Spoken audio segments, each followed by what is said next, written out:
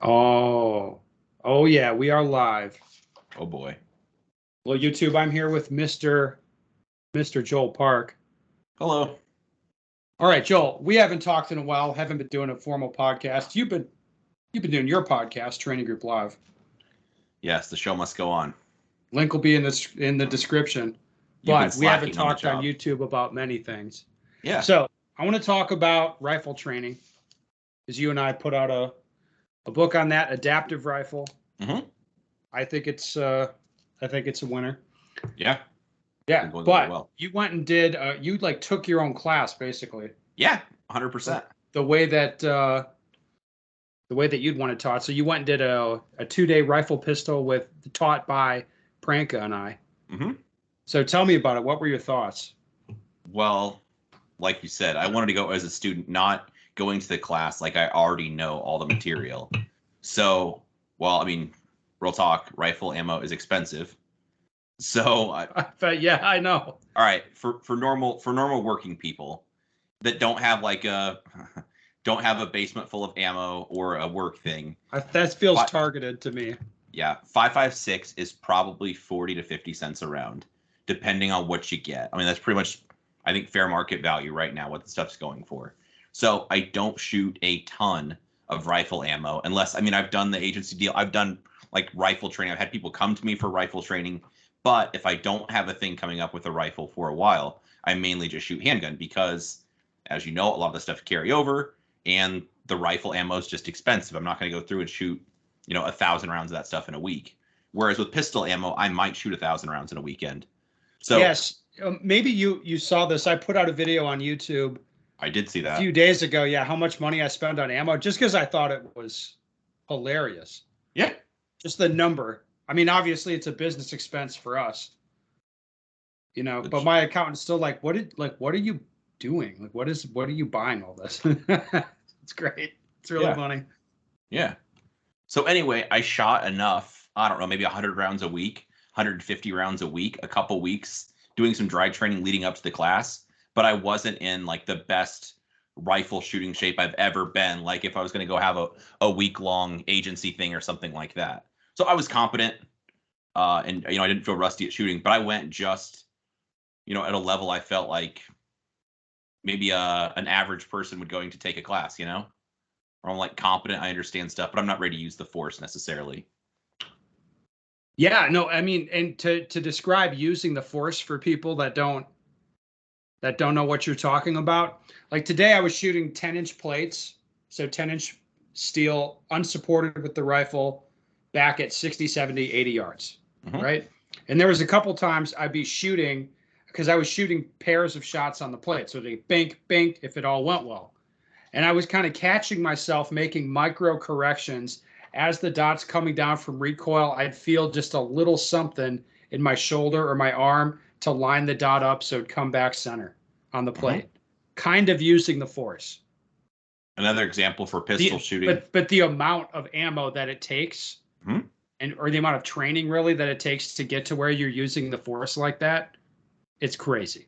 Yeah, or recently, like I shot a pistol match, and it would be it was like a level state level match.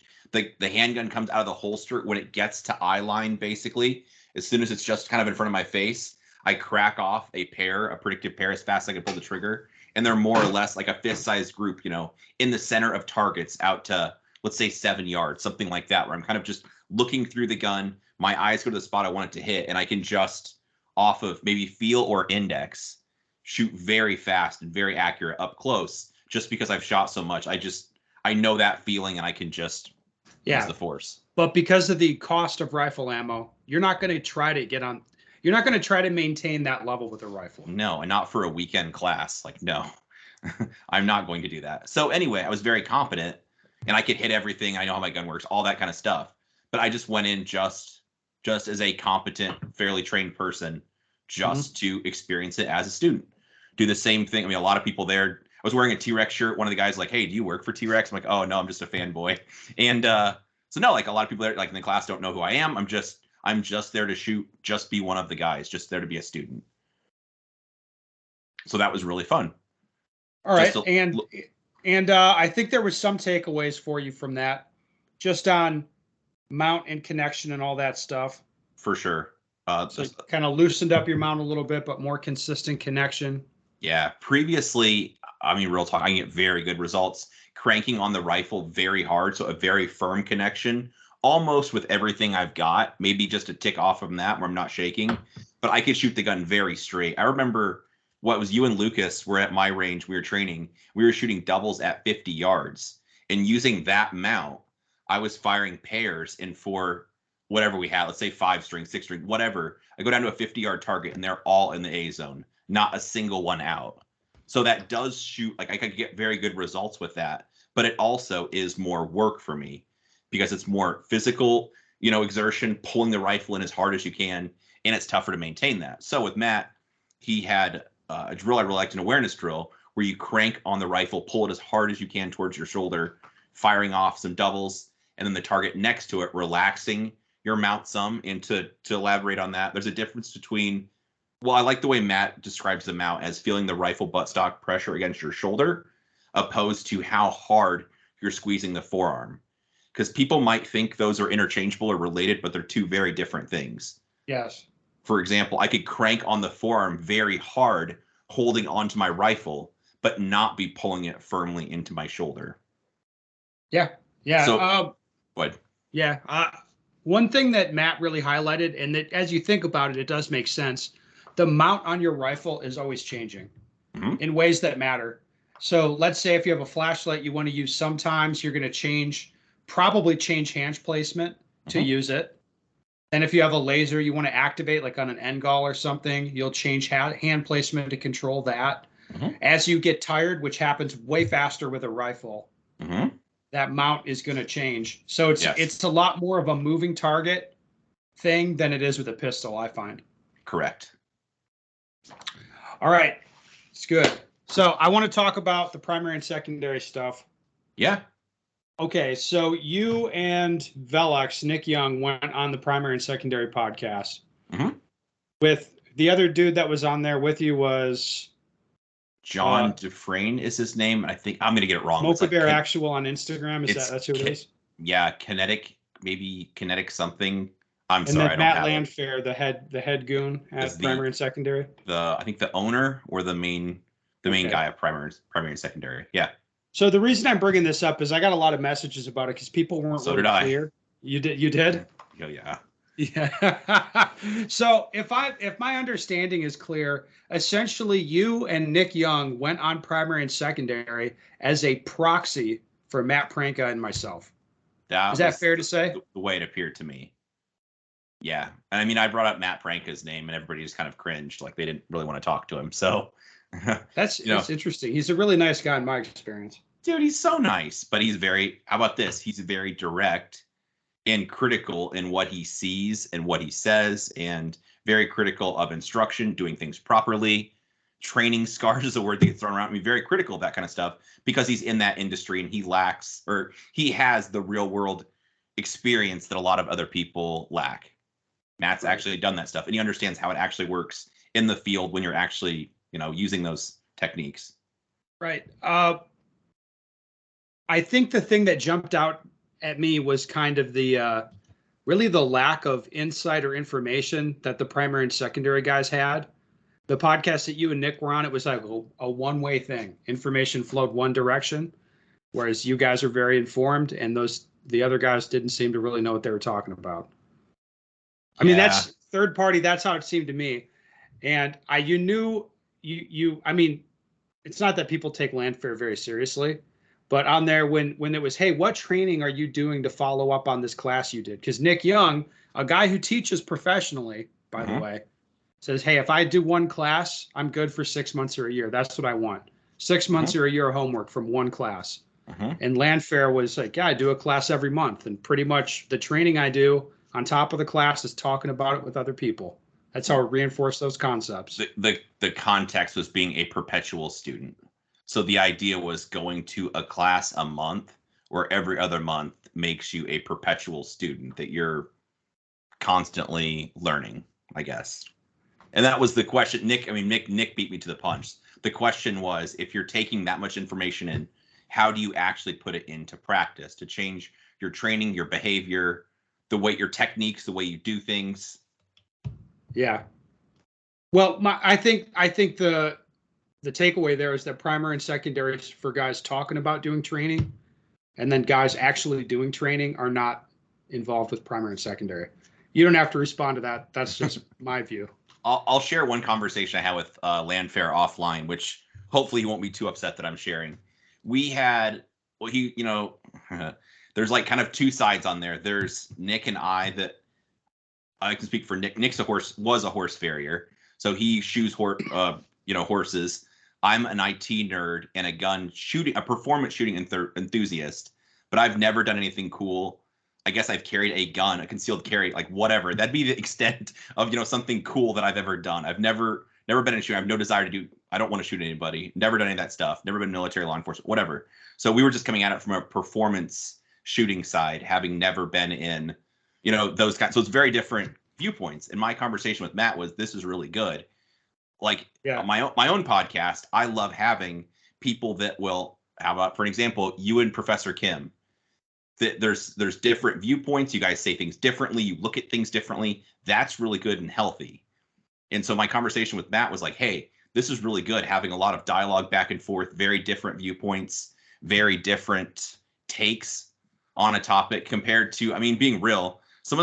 I've watched some of their podcasts before. It's just an echo chamber where there'd be 4 panelists, but they all just kind of say the same thing and they all just agree with each other. And I really think it's good to have back and forth dialogue with very different viewpoints, very different life experiences. And I'm happy to talk about that stuff. Well, this is one thing. Well, I think you and I have a similar philosophy on this. Pretty sure you got it from me. But if you look at Juansik and I, and then you and like Juansik and I are directly in business together with Practical Shooting Training Group. Yep. We are worlds apart. Yes. As far as our viewpoints on things. I view that as an asset, a strength. Yes. People that think I'm an asshole or whatever, or they don't like the way I'm saying stuff, hopefully they connect with Kim. Like, I hope that. Mm-hmm.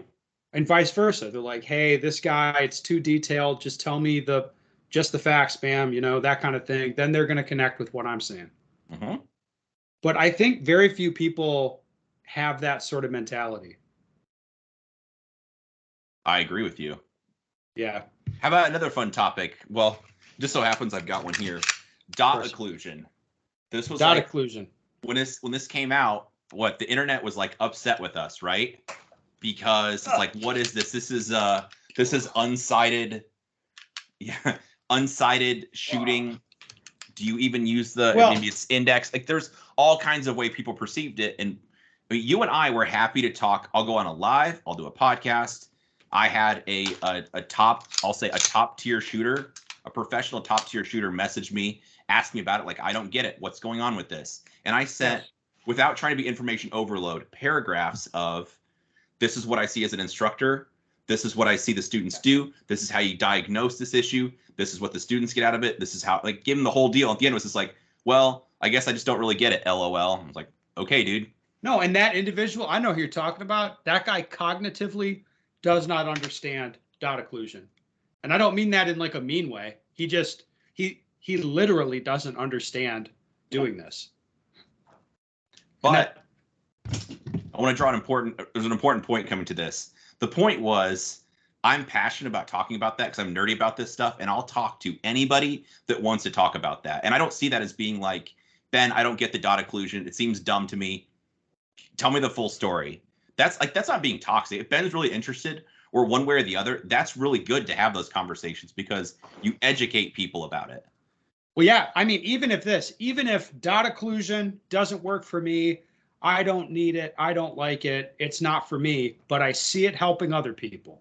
Mm-hmm. I don't see a lot of that.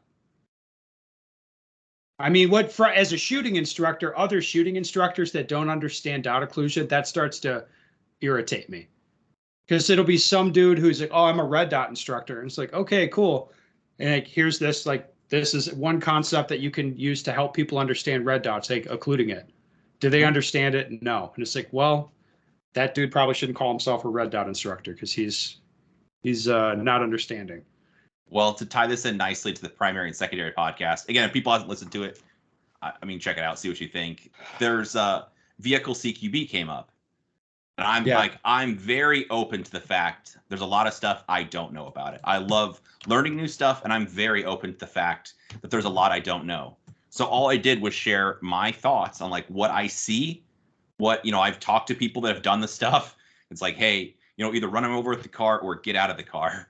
And so anyway, kind of that back and forth about it. And the part that I thought was lacking was kind of the other people that have the experience on that. They didn't want to get into it with me, where it's like, hey, it's, it kind of depends, the situation, whatever. It's like, no, like, just if I'm dumb and I'm wrong, just tell me. I want to talk about that stuff. And then I haven't watched it, but I guess they had a vehicle CQB. They had Petty on their podcast or something. God, yeah, it was lame. They just jerked him off the whole time. But I saw in the podcast, I looked at the YouTube video that I was on. It was a lot of people in the comments like, oh, he just doesn't know. But it's like, yeah, okay, well, if I don't know, then tell me what I don't know or what you think I don't know. And maybe I'll have a retort for that and we could go back and forth. Anyway, I really like that stuff, as opposed to just being like, well, that's out of context. You don't get it. If you want to know, you have to go to the class. And it's like, yeah, okay, like I would rather just like, let's talk about this. Yeah, I mean, I think that they're spending too much time trying to logic their way into it being good rather than make it good. Okay, let's move on. Let's talk about training group. You're one of our adjunct instructors on there, and I think a very good one. Oh, you've got a couple initiatives that you've been working on. First, training group pstg.us now has classes listed on it, and you can register through there. The reason that I wanted this to happen is my registration personally for me. If you go to bensteger.com, and click on take a class, scroll down, you can see my calendar, but the registration's a shit show. You got to email the organizer and all that. And if there's no organizer listed, then, it's already full or there's nothing I can do, that kind of thing. Right. So it kind of sucks right now. So you're been working to fix that. So you've got some classes listed up on training group where you, Ben Steger, Joel Park, I think it's you and I for most of these classes. Yes. And then I've already got another one in the works for just a Ben class for another indoor range. So there'll be more stuff coming with Wansika as well. Yes, I've got a bunch of them already in the works. So basically the way it works, if you're interested in hosting us for a class, you can reach out through PSTG. You could bang my line on social media, whatever. Bang my line. What's happening? Yes. That video is so good. Anyway. 800, what's happening? That's the best. It is the best. It is such a classic. Anyway. The Hood Hitman. The Hood Hitman. Check it out if you have it. It's hilarious. I know. I couldn't help myself. Anyway, basically what happens is I turn into the class organizer. So you get me in touch with your range. Let me know what the facility charges to have us out. And then I'll just factor that into the tuition. So all the tuition's paid and registration's done through PSTG. Then I just send out targets and pasters or tape a couple weeks before the class. So it takes the load off a class organizer and it makes it easy for us to organize. Yeah.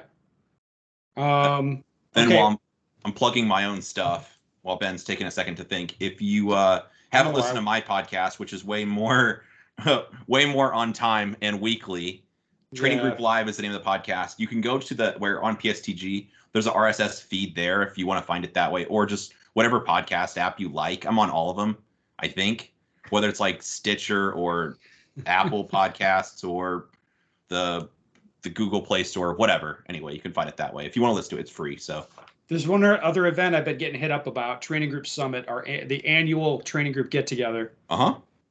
I'm hearing rumblings it's moving to Arkansas, timing unknown. Is that? Yeah, I've got a weekend in mind that Jason Bradley and Jared Fox are going to be my contacts on the ground. Yeah. Like those guys, especially Jason's good with details. So it's his home range. So anyway, that's the plan, and it's in the works. I hope to have something within the next couple weeks. Okay. Well, I look forward to that. This year was a clacker in Atlanta, so.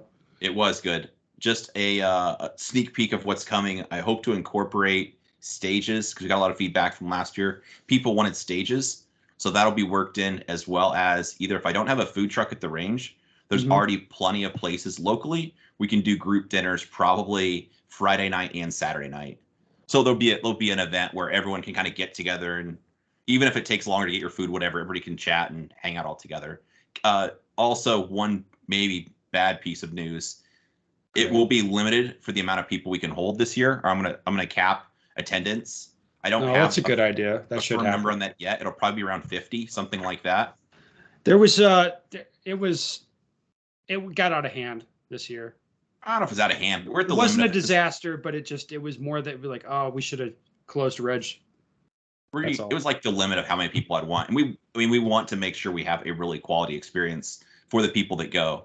Also, if you're interested, you have to be a training group member to sign up, and it'll end up being, give or take, it'll be around $300 for 3 days. So this is not a get rich quick plan for any of us. The plan is just to pay for the instructors' housing, hopefully give them each a couple $100 in ammo, and maybe buy them a dinner or two. That's basically it. Otherwise, the rest of the money just goes into the range fees and targets and pasters. So nobody gets rich. It's really just a sharing of information and a good time for everyone to get together. Yeah. Well, Joel, that's a great time to leave it. A good update for the YouTube crowd. If people have questions, comments, put them down below. Email Joel, whatever, about all these things, especially the Landfair stuff. Should we title this video like Joel Park viciously attacks Matt Landfair? That'll be good clickbait. That's what you should just do. People will love that. I'm going to do it. Of course you are. I'm going to do it. It's going to be great. Oh, my God. Can't help yourself.